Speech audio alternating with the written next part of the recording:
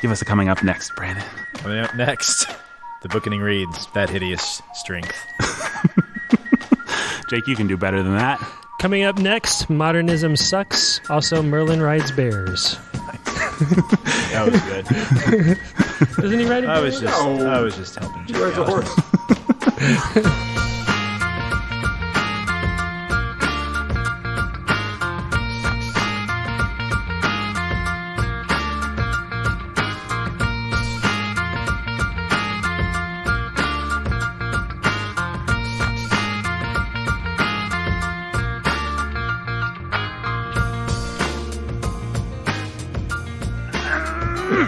Hey, hello, folks. Welcome to the Bookening. My name is Nathan Alberts, and I am your humble and obedient host. So humble, so obedient. On last episode, I told you the story of how I became humble and obedient. So if this is the first episode that you've ever listened to, you should go back to that episode and listen to find out the story of how I became so humble and obedient. Spoiler, it was through a series of catastrophic failures. I think that's how most people become humble and obedient. Wouldn't you agree, Brandon Chastain, PhD, ABD? I would, Nathan. Have you ever experienced a catastrophic failure in your life? Numerous. Hear, hear. Care to tell us about any? Off air. Off air. Yeah. Perhaps this podcast. This may well be my catastrophic failure. We are now going to move to the second person that's here. One of my good friends. A guy that I like quite a bit, except for when I don't like him and I'm really angry with him, which happens about once a week. It is a function of your love for me. It is a function of, as we know. This is sweet, guys. Keep going. People that I don't love, is just like there's some guy in Siberia right now that I don't love. And Who cares? yeah, who cares? He could be dead for all I know. But you are not in Siberia. You are here. Your name is Pastor Jake Menzel. You are the pastor who's a master of reading. How are you, Jake? I'm doing extraordinarily well, Nathan. I want to peel that onion and see what's underneath. Nothing except what is extraordinary and what is well. Brandon, let's peel your onion. Are you doing well? Catastrophic failure. Yes, I'm doing well. Brandon? Yeah. I believe you. Good. As you should. I'm certainly not trying to prevent you from digging deeper. No. No. Definitely not. Yeah. The deeper I dig, the more I'll find that you're doing well, right? Yeah, that's all you'll find. Yeah. Beneath all the depth, you're very shallow. Yeah, no maggots. Nothing. Brandon, because I have such high regard for you, I'm going to let you introduce our special guest. Do we have Go ahead a nickname for him yet? Does he has a special title? He can't be the pastor that's the master of reading, because that's Jake. He's the pastor who's dean of Clearnote Pastors College. That doesn't sound very catchy. The Reverend. He's the dean who's seen some wisdom. I don't know. He's the dean who's seen some mean wisdom. He's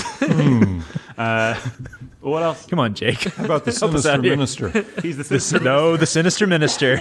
He is, in fact. Let's hear it for the sinister minister, Pastor Stephen Baker. Pastor Stephen Baker. How are you, sir? Awful. Oh, okay. Whoa. I'm going to peel this onion and see if we can get to something a little better. Maggots. Oh, shoot. What, and underneath the maggots? Grubs. All right, guys. Enough dilly-dallying. Stephen, what was Lewis trying to get at with the characters of the people at St. Anne's and who they were and what they represented? You've got Jane and Mark kind of as a mirror of each other and their process of conversion. You've got every character at the Nice has its counterpart in St. Anne's, right? So you've got the Dr. Philostrato, you've got Dr. Ironwood, right? And if you just kind of line those down, you can tell that he's doing that on purpose. There's kind of their antipode, you know. Yeah. One of the interesting things to me is that all the bad guys at the NICE are academics, but all the good guys at the St. Anne's are academics too. Mm-hmm. And the one guy at the NICE who gets murdered, Hengist, is the only real scientist in the whole bunch. What kind of a doctor is Dr. Dimble? Or what kind of what's his field? Dimble is literature. He's literature. Okay. Yeah, he would be. Yeah, so he's literature. So you've got. It's just, and you can lay those out and look at them, and people do that. But where was I going with that? Oh, just what do they represent in general? So they have their counterparts. Well, the academics. Yeah. They're academics. The good guys and the bad guys are both academics, but they're very different kinds of academics. The one good guy, who's the guy who gets killed because he leaves the NIC, is the only, you read when it talks about Hengist, right, the guy who gets murdered. He's the only real scientist of the bunch. And so this is important because Lewis is not against science. He's against scientism. He's against this fake science. He's against this spiritualized kind of weird, the pseudoscience of socialism. Sociology. Sociology, yeah. At St. Anne's, they're real academics, but they're philologists. Ransom is a philologist. He's a language guy. That's what Tolkien was. Dimble, he's a literature guy. What's the other guy's name? The rationalist guy. Well, McPhee, of course. McPhee. And the interesting thing about McPhee, he's the skeptic, and he mentioned several times that his grandfather or his father or his uncle or who was the moderator of the General Assembly. Of course, that's talking about the Presbyterian Church in Scotland. He's a Presbyterian. Yeah, there's this little joke in there when he begins to talk about becoming a Christian at the very end. I think it's after. It's like the dinner afterwards, and he says, "Well, I'm never going to become what you are, Ransom." Of course, Ransom's an Anglican because my father or whatever it was the moderator of the General Assembly, and so he's a Presbyterian. It's just funny. Is that actually a slam against Presbyterians to have him be the weird, cold idea rationalist guy? Is that it could well be. Is that what a Calvinist is? Well, it's a friendly slam. Yeah, because obviously, McPhee is one of the most, what's the word? He's one of the most attractive characters, I would say. Outside of Ransom. Yeah. And then what's also fun, I think it's obvious, and this is probably pretty obvious, it's playing off the Arthurian Knights of the Round Table, with Arthur being Ransom and the other characters being his knights. And they come to him. Yeah. It's God's providence is what is orchestrating that company. Yeah, and then you have and it's all egalitarian. Merlin. Yeah, that was a weird touch. What was with the egalitarian thing? It's both egalitarian, but also, who's going to question Ransom, right? Sure. Yeah, that was just an interesting. Why did Lewis think to include we alternate the chores thing? What? Well, what he says is the men and the women can't do them together because they fight. So it's actually not egalitarian at all. No. It's not. Why do the men? It's only egalitarian in the sense that class seems to be removed. Yeah, it's not egalitarian in the modern sense of sex. Right, but Jane's an idiot for not respecting Mrs. Maggs and taking as long as she does to realize, she's one of the. She's not just the maid. She's one of the people here. Yeah. Brandon, do you want to? What do you want to say about the Arthurian stuff? What do you think Lewis's understanding of it would have been, or why does that tie in? Why go the Arthur route? If this is a fairy tale for the British mind, there's no better way to go than the Arthurian legend, with its deep roots in the Celtic origins of Britain, with Arthur and the fact that he had died but not died and was going to come again. The once and future king. Yeah. And then with Merlin being buried and coming again, and they're going to come when Britain needs them to come to save them. And so it's his way of saying, and it's interesting, like you said, that these knights are all academics. They're good academics. He comes at a time when the crisis is not a big outward crisis, but a crisis of the mind, which would eventually lead to the big outward crisis. And so they stomp on the root before it can grow. And so, it's his way of nodding and playing with this Arthurian legend in a way that I think effectively ties up his trilogy. Was he reading Arthur? Was he adding his own spins to Merlin and to all those characters? Or would you say that's pretty straight out of the... Merlin is a weird character in this book. He's also a weird character. And he's also a weird character. Yeah, he's a weird character. He's really... But Lewis has a very specific conception of him as... Well, he's a Christian. He's a druid. He's a Christian. He's a Christian druid. Right. Yep. He's a Christian who, is honestly a believer in Jesus Christ. Yeah, you can see Tolkien all over his understanding of the Arthurian legend. Because this whole thing about magic, that's a huge point, and you see that in Tolkien as well. So you see this magic, you see bad magic, and you see good magic. But so the bad magic is the NIC, it's the manipulation for our own ends. Of the physical world and the spiritual world. That's bad magic. The good magic, but he says, it's kind of good, but it was probably okay back then, but maybe not quite. But he gets back in a time before you things are getting sharper and sharper and different. And Merlin comes from a time when things were more blurry and gray. Yeah, more blurry. But the magic that Merlin has is kind of the magic of Gandalf. I mean, it's different. 'Cause Doesn't he even make explicit reference to Tolkienisms like Numenor. to Numenor and to... Yeah, it's Atlantis. It's all Atlantean. Well, that's all tied, Numenor. to other... Yep. And so there's this way of this earth magic, but it's not, it's just a natural, it's natural. It's a natural use of the powers that are in the earth itself. Yeah, it's Lewis's way of also tying his version of Merlin to like the Beowulf sagas. And so, because Beowulf has a lot of that, the Christian poet looking back on a pagan time and redeeming it with his poetry. And then, so Merlin, he's re-envisioned by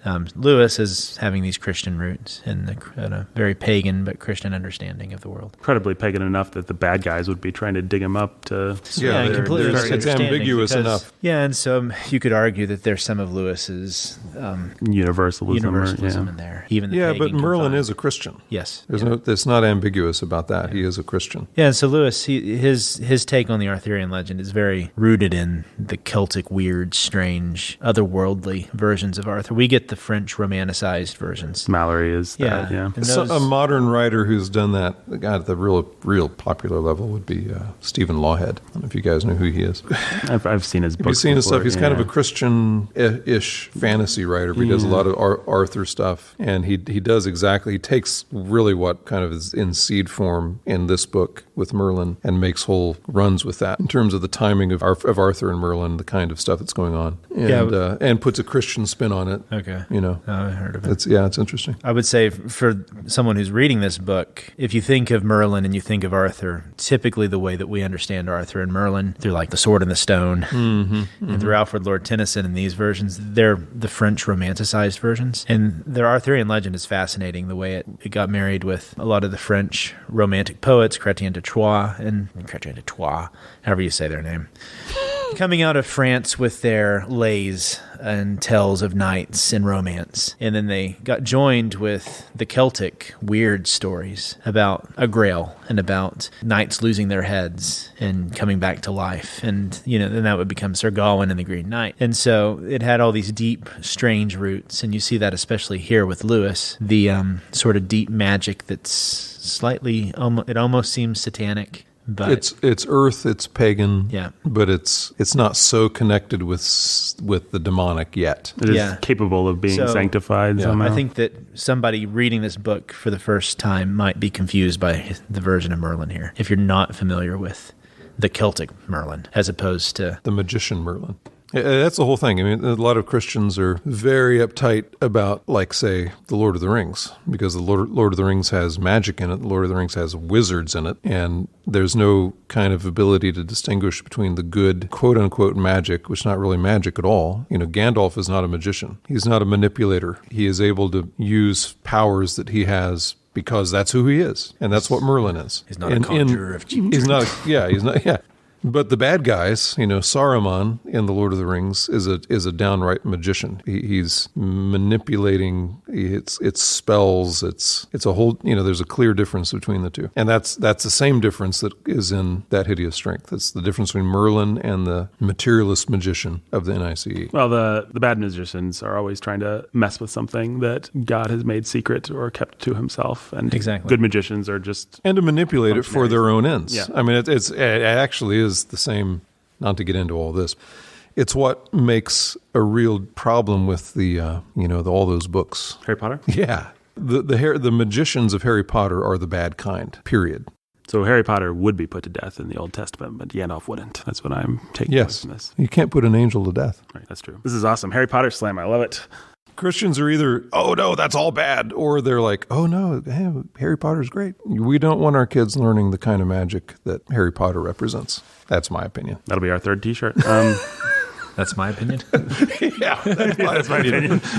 Hey, that's my opinion. Opinion of the special Give it back. Let's see here. What was with that rationalist dude, McPhee? What was his... He plays that... He's a really stock character, right? That guy who's... The skeptic who's going to turn out to be honest. the most loyal and true to the end. The guy that you really want on your side. The guy that's going to throw in and turn out to be the most valiant. But it's not his emotions. No, it's because it's the right thing to do, and he's just going to do it. In the new Star Trek movies, he's is it the Scotty Beam Me Up Scotty character. Captain Kirk? No, never mind. Forget that. Yeah, There is some is a kind similarity, of a but- Scotty character. You know who I'm talking about? That guy who Yeah, plays- You Scotty. can't say in the new Star Trek he's the beam me up Scotty character. That doesn't narrow it No, down. the Scotty. Scotty, okay. Yeah, I can't remember the actor's name. It plays. Simon Pegg. There you go. Solid Irish brogue. He questions everything you do, but in the end, he's going He's to Scottish, follow not you. Irish, for crying out loud. Yeah, Scottish.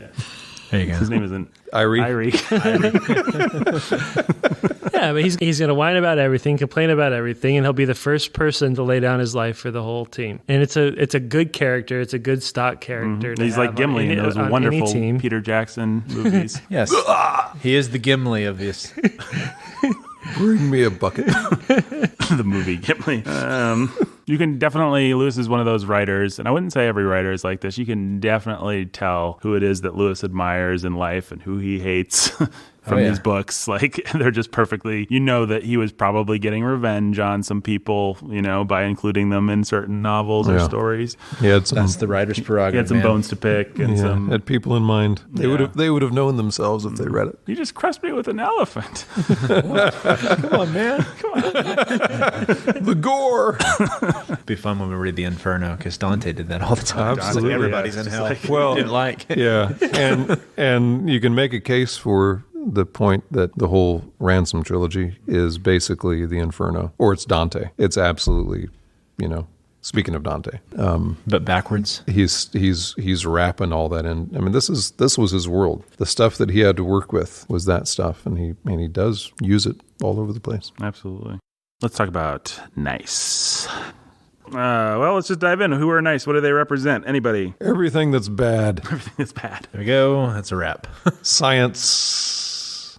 Well, this is where if you Scientism. want to just see Lewis clearly lay out what he fears and thinks is evil, you should read a wonderful essay, which if you're intelligent enough to read it, like I am, And sophisticated. and sophisticated enough, The Abolition of Man. And basically what he talks about, let me see if I can take all that intelligent stuff and just narrow it down for the dumb As only a very intelligent man. As could. only, yeah. I'm not going to be able to do it. What's The Abolition of Man about, guys? He Something starts about by talking about chests. He starts with a school book. I'm not going to give the whole thing, but I think it's nice the way he starts it. He starts it by Nice. talking. Yeah, get it? Pun. Hashtag nice. He starts with talking The Green about Book. a modern school book, a primer for young boys. It's all about the language. And it's all about the language that they use. And he talks about how they don't distinguish between good emotions and bad emotions, between feelings having any relation to reality. I'm not doing a good job. Jake, what's The Abolition of Man about? Virtue. Thank It's you, about Jake. virtue. Ask the ninth third. Brendan, what's The Abolition of The Dow. The Tao? The Tao. It's the Tao. No, it is the Dow. You're right. It's the Dow. Dow Jones. The Dow Jones. It's about the Dow Okay. That was the Dow Jones. It is Chinese after all. It's about men without chests. It's about objective truth. Yeah. It's about postmodernism. It's postmodernism before it had a title. Right. That's what it's about. It's Right. about the language. It's about creating your own reality. Yeah, it's about how modern thinking tears out your sense of innate right and wrong. Like Jake was saying, virtue. Virtue. Yep. And so it kills the Tao, Right. The way. the way. And he actually ends in It a deadens very... you to it. And He describes the plot of That Hideous Strength, but he's not joking or telling a fairy tale. At the end of that essay, the way he ends is he says, if we take away all objective truth, if we take away all virtue, all that's going to be left is the strong and the weak and the people that control us, and they won't have anything to base their control of us on. America. Yeah, besides their whims. And that's what you see. And they may think that they're appealing to rationalism by getting away to science. They may think that there's something hard By using jargon. by using jargon. But at the end of the day, all they're going to have is what do they feel like doing? Well, whatever they want. And that's a really scary thing to be, especially when you couple it with the scientific advances that Lewis saw coming through World War I, which, as we've said before, was a horribly destructive, terrible conflict. And World War II by the time these are written. That's right. Yeah, to call it a fairy tale, which he did, I think we should be careful not to minimize it. Nothing that he really gets at in this stuff is fantasy. It's all very real. It's here we are today. Well, expound on that. How are we here today? I haven't seen anybody get trampled by an elephant at any time. Nobody's been trying to dig up Merlin. What on earth can you be talking about, Stephen? Scientism. Scientism? You mean like, what's that black guy's name? Neil deGrasse Tyson. Neil deGrasse Tyson. And Bill Nye the Science Bill Guy. Nye the Science Bill Guy. Nye, the non-science guy. Bill Nye the Science Guy is actually a pretty good example because Bill Nye the Science Guy has been quoted in publications saying things like, maybe people that don't believe in environmentalism should be jailed. Yeah. Oh yeah, and the whole modern. Good job, guy. You have an degree in electrical engineering, and you had a kids' TV show in the '90s. Yeah. Say whatever you feel like. Right. He's Jules. He's this idiot buffoon that everyone kind of tolerates. The guy who's the supposed head of the NICE. Right. He's the public figure. He's the figurehead that all the real scientists despise. He's just an idiot. I had an astronomy professor as an undergrad who was just a teaching professor. He wasn't an actual researcher. And he would try to get this following of honor students to just fawn over him. It's just like, well, it's because you're not really a scientist. What else do you have to do? You've got to try and make yourself feel important somehow. Well, so the scary stuff in the book that is real, very real. You've got all the philosophies that are working. But the control of the media, like I said earlier, man, you can't read the newspaper or watch any of the news networks and not see what's going on after reading That Hideous Strength. Then you get into the treatment, the penology, the punishment of crime that the NICE and the NICE police is in for. That is exactly what we do. It's exactly what we do. What's the word they use? Reconditioning? Rehabilitation, right? That is exactly the modern view of how to deal with crime. You rehabilitate. What does that mean? What's so terrifying about that is it leaves it, there's nothing objective about it. It's all purely subjective and purely up to the decision of the people who are, so you've doing got, the rehabilitating. Yeah.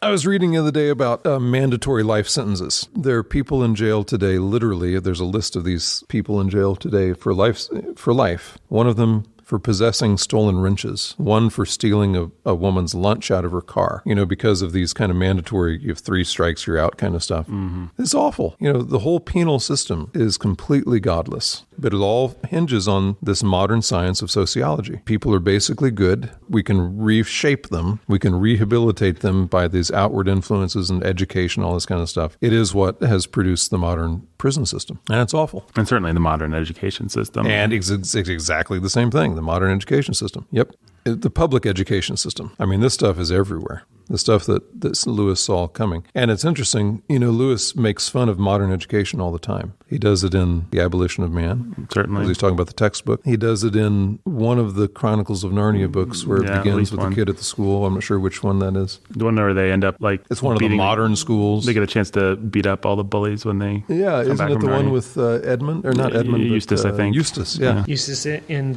Jill. Yeah. Yeah, because it's the modern experimental school. And you see little glimpses of that in That Hideous Strength, too. They allude to the fact that they're going to take control of education as well. And here we are. I was going to say, do you think that there are architects in the way that Lewis shows there being architects? But really, he doesn't show there being architects. He just shows a bunch of befuddled people playing games with each other. The real architects are diabolical. No, I think that's where he makes a pretty good point. We talked earlier about the banality of evil. One thing that's funny to me, like libertarianism, they always are assuming there's like an Illuminati, some secret group. Maybe it's not. It's extreme libertarianism. Right. But there's some group out there, the Bilderberg group or whatever, that's controlling the world. And real evil is much more mundane than that. It's much more, it doesn't wear its face or anything on its sleeves like that. It's just a bunch of befuddled, wicked men. And there is no Oz behind the curtain except for the satanic forces. Yeah. Yeah. I mean, that world is very real. It's like what Lewis says in the Screwtape Letters. The great scheme of the demonic world is to make us not believe in them. They're there, and they are at work, and we don't wrestle against flesh and blood. And how easy it is for it to just become normal and to not see it, and how easy it is to become dead to it. Well, we make fun of it all the time on this show when we talk about, I didn't do it in this case, but I almost always try and bring a bad example of some academic that just says something that's just like so obviously off the wall about one of our books. But there are whole societies of people that are just like saying these insane things to each other. And they take it as normal, and right. This is just Well, their it's our world. society. Yeah, and so you go to the academy, and then they'll go out and they'll get drinks together, and then they have to go home and change their cat's litter box, and Hitler played with his dog. Yeah, I was telling some young kids this the other day. We tend to think of people like Hitler as if they had fangs and, horns coming out of their head. Hitler painted nice paintings. They're actually pretty good, for an amateur landscape painter. Great painter. Number one thing that I know him for. I won't leave that in. Well, study your history for crying out loud.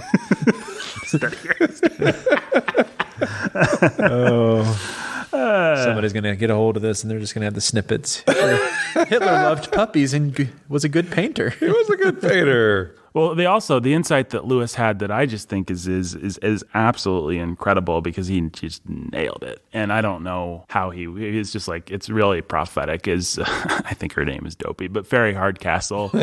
The idea of that character, and I'm not saying that he was prophetic to know there would be lesbians, because I'm guessing there were some back then, and she's a bit of a stereotype. But I guess because he knew Nazi Germany, he knew that these kinds of things attract sociopaths and psychopaths. And when you get rid of Mark and Jane, or not when you get rid of Mark and Jane, when you make Mark and Jane stuff down their sexual desires and not have the good proper outlet for them, there's no telling what kind of a weird, creepy monster you're going to create. The whole transgenderism movement fits perfectly into the NICE, because your body doesn't matter.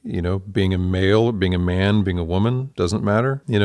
It's the one thing I don't think Lewis saw, but if he had seen it, it would have fit perfectly. He could have written that in perfectly. He wouldn't have been surprised. It fits. Faerie Hardcastle is practically a transvestite, right, or transgender. That's why I wanted to cast her as a gay man. Gross man. Yeah, but I think it was really smart of Lewis to not just show us these gray academic kind of bad guys, but to show that when those gray academic bad guys are allowed to run rampant, the kind of people that they're going to end up creating. It's like, what business does Faerie Hardcastle have being in this organization? On the face of it, none, because she doesn't seem to really subscribe. She's a pawn. No, she's a pawn. She just gets a kick out of burning cigarettes on young women's arms or whatever. Those are the kinds of people you're going to end up with if you get rid of objective value.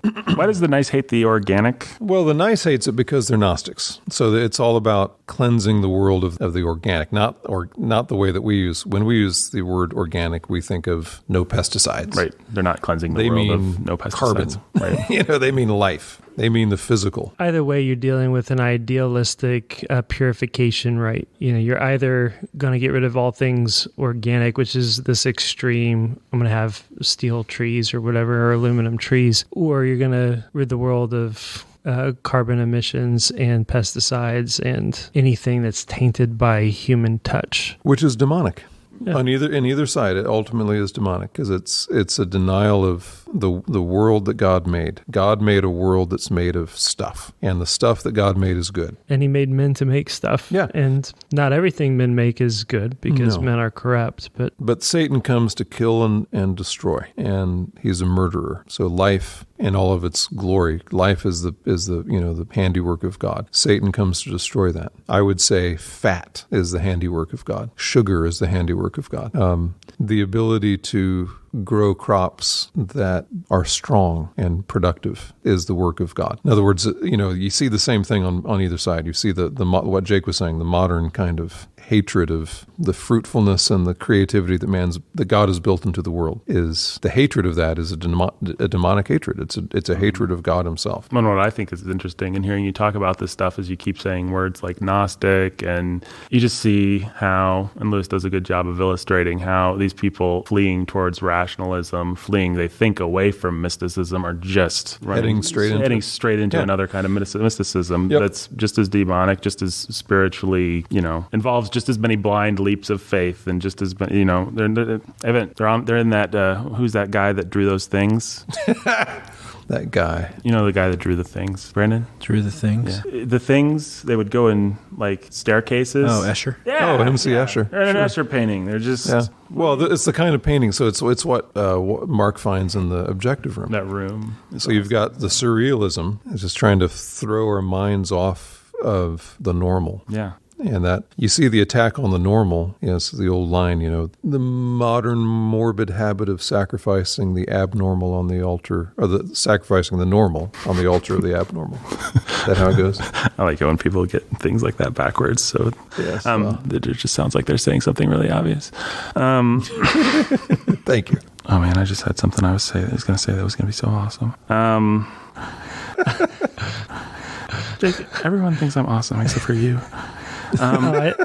I think you're awesome. You're awesome. You're out of this galaxy, man. Yeah. Out of this galaxy. I know from you, that's high praise. You're out of this cosmos. Yeah. No, I was going to say, okay, this actually isn't that awesome. This is not like a deep spiritual point or anything, but I was going to say, I really like his description of that room and how everything's off just a little bit. Yeah. And he's been borne out by, what is that theory called that they have now? The uncanny valley. The idea that when something's almost human, but not quite, that's the most disturbing thing. Yeah, Like with the robots. Yeah, with the androids. robots or androids or with CGI. Sometimes people won't be able to watch certain movies because they'll just be creeped out by the fact that it's so close. Like in the recent Rogue One, they had those characters that were CGI. They were supposed to be human, and somehow you can just tell that it's just off a little bit, and that's more disturbing. Not quite right. If you see like a total monster, that's one thing, but it's actually more disturbing to see something that's just almost. And I'm just going to keep doing this and making the same. There are lots of things like that. I remember reading an article about the scariest height that you can be standing at is between 35 and 40 feet, because if you're just in that skyscraper in Dubai or whatever, who cares? It's you know you're going to die. You know you're going to die.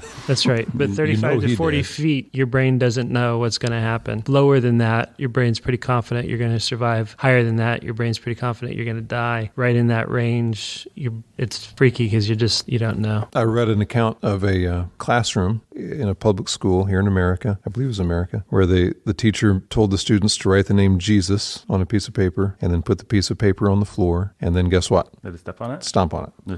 It's exactly what they have Mark, that he has Mark do at the end with the crucifix. A teacher had... Yeah, and it's to break people out of help them to think about things from an objective perspective, to not feel like, they're wrapped up with this Christian. Well, there again, here it is. It's everywhere. I think Lewis had a good insight there into Mark's redemption, because I've had that experience where my guts just shriveled up when you said those kids had to step on, in somebody's name. And it made me think about how those experiments do fail sometimes in the same way that they fail, because nobody cares about stepping on Zeus's name if you wrote on a piece of paper. Santa Claus. Yeah, or Santa Claus's name. No one's going to. But when you feel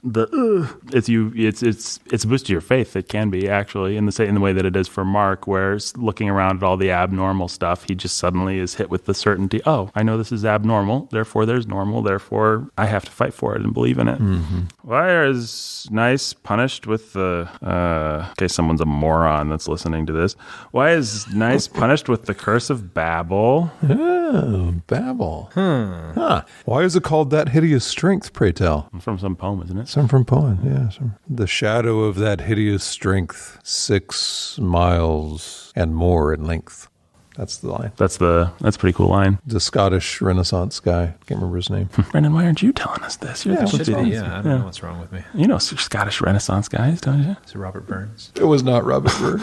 He's the only Scottish Renaissance guy. Yeah. As Stephen told us, they worship scientism and progressive thought, and they think that their intellects and their Gnostic thinking is going to save them, and that their language and their intelligence is going to save them. And literally get them to the heavens. Yeah, and so they're punished by having their speech scrambled, their thoughts scrambled, and then the nature that they thought that they could control and subdue come in and control and subdue them in a quite brutal and amazing fashion. Yeah, nice gory scene that he got. Then the great God omnipotent, to whom all things been present, he see, and the ambition and the prideful presumption, how their proud people did pretend up through the heavens till ascend. Sick languages on them he laid, that nane wist what ane other said. Where was but ane language afore? God send them languages 70, afore that time all spak Hebrew. Then some began for to speak grew. Some Dutch, some language Saracen, and some began to speak Latin. The meester main gan to go wild, crying for trees, they brocht them tiled. Some said, bring mortar here at Aints. Aye. Then brocht they to them stocks and stains. Aye. And Nimrod, their great champion, ran ragged like and wild a lion, Did what? menacing them ragged with oh. words rude, but never ein word they understood. Stewed. Dude. Never a word they understood. I just tried to read it as phonetically as I could. I wasn't trying to. That's the final stanza. Sounds like Very a good one. nice. Yeah, but the phrase, that hideous strength, comes straight from in there somewhere. And it's about the Tower of Babel. It is. It's from the middle stanza. The translator of Orosius, until his chronicle writes thus, that when the sun is at the hicht, or height, at noon, when it doth shine maist bright, the shadow of that hideous strength, sax, mile, and mare, it is of length. Yes, indeed. Thus may ye judge ye in your thocht, if Babylon be heich nor nocht. Here. The only thing I ever got out of this podcast. He lived from was- 1490 to 1555. This is the only thing you ever got out of it. No, it's not the only thing. I just said it would be worth doing if the only thing I got was to hear a tired Jake read phonetically terrible Ancient Scottish. ancient Scottish. Renaissance Scottish, anyway. Let's sum it up then, fellas. Sum it up, Brandon. Sum it up. Yep. What do you want? Like me to just summarize the book? So there's this girl and this guy. There's Mr. Boltitude. You want to? Yeah, that's my final thoughts. We're just giving final thoughts Yeah, now. final thoughts. Mr. Boltitude's amazing. That's all my. Would you recommend That Hideous Strength? I would wholeheartedly. Did it hold up? Did you like it? Did you enjoy it? Yeah, I enjoyed it. Think Lewis is a little weird I sometimes. think he's a little weird, but I like the weird. You like the weird. For anyone who likes good science fiction with some of the qualities we've seen in the other good literature we've read, good understanding of human psychology, and a good point. It's worth reading. That's my tired summary right here. Yeah. Jake, virtue. What is it? Fine. No, final thoughts. Yeah, I'm for people reading it, especially if you're in your first couple of years of marriage. It's a good read. Yeah. Or if you're a young academic, think you're going to conquer the world. You're not. What if you've got a head in a jar that is talking to you? Especially Can I read you this then. book too? Then I would probably try to stay away from a zoo.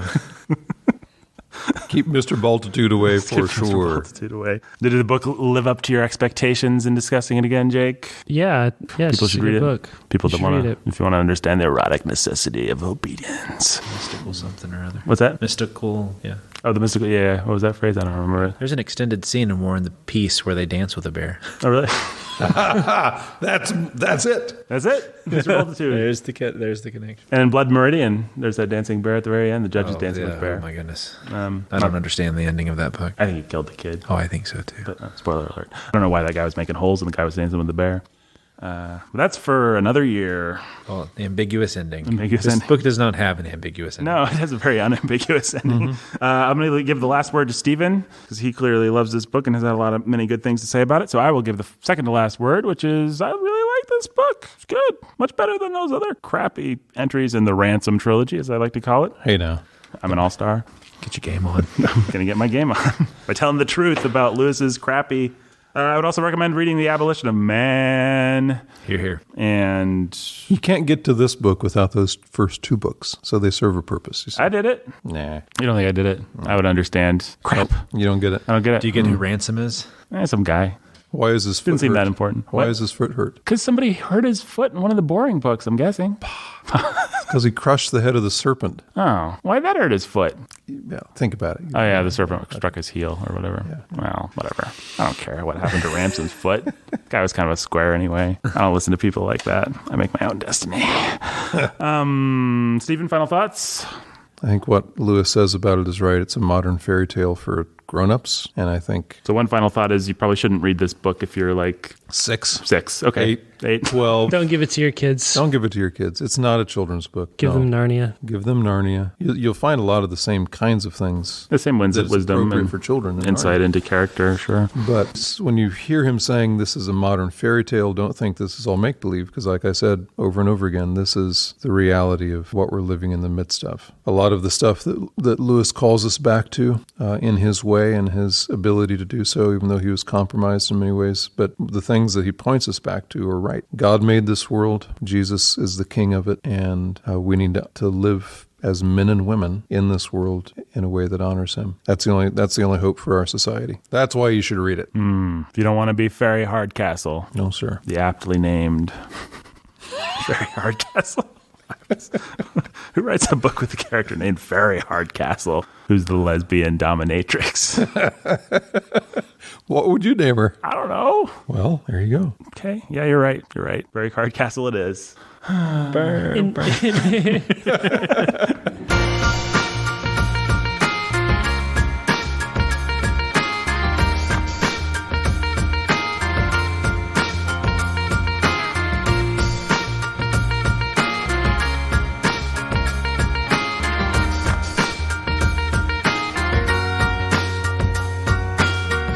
Thank you for listening to the Bookening today. I'm so happy that you listened to the Bookening. And thank you for listening all the way through that end music to get to the part where I give the credits. But I'm not going to do it. Jake's going to do it. Jake, go ahead. Today's podcast was written and performed by Nathan Alberson. It was also performed by Brandon Chastain, Jake Mintzel, and Stephen Baker. For more fine content, visit warhornmedia.com or find us on social networks at Warhorn Media on Twitter, Instagram, or Facebook. And to check out more of what Stephen Baker's doing, visit clearnotepastorscollege.com. Especially if you want to be a pastor, right, Brandon? That's right. You don't want to be a pastor, though. No. You're an oil man. Why not? No, man. Yeah. Why not? Toasted cheese. No, man. What is this toasted cheese? Toasted cheese. I It's drink the your secret. milkshake. Wait, no. It's the secret Mike to long Tyson life, don't you know? Is it the secret to long life is toasted cheese? Yeah, because it creates a waterproof barrier in the stomach. Are you serious? Sure. Yeah, I wanna live for- Toasted cheese? Toasted cheese. You guys didn't read the book? What about microwave? No, I read the book. Toasted cheese. Oh, yeah. That's right. It's really late. All right. Good night, folks. Toasted cheese. We're getting out.